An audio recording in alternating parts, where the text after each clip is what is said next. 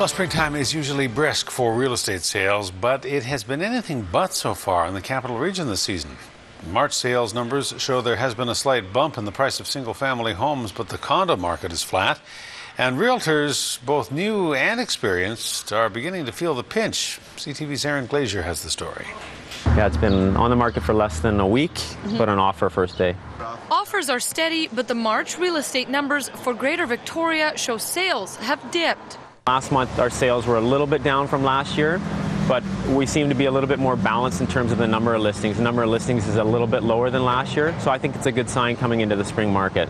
Overall, residential sales for March were at 543, up from 482 in February, but down from 608 sales in March of 2011. This house is listed for $590,000, below the March average price of $640,000. But that number for a single-family home in Greater Victoria, up from $580,000 last year, was exaggerated.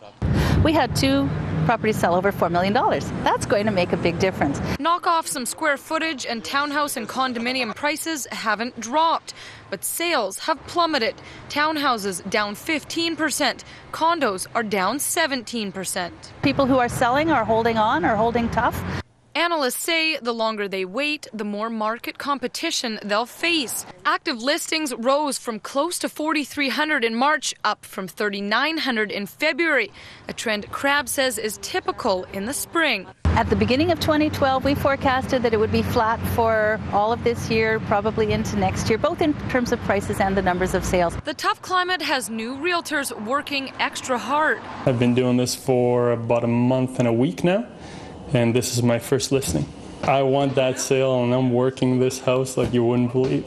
The former carpenter and contractor renoed this kitchen and says he relies heavily on past experience. So you're not looking at something that needs the work done. This already has the work done.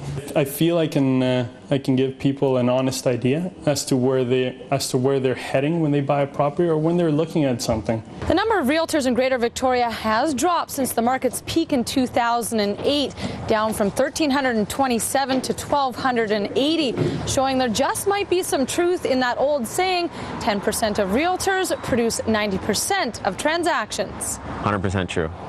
If you're not in the top 10%, it's a tough business. And maybe getting tougher. The average time that a listing is sitting on the market in Greater Victoria is 62 days. And some say that number could climb. Aaron Glazier, CTV News, Victoria.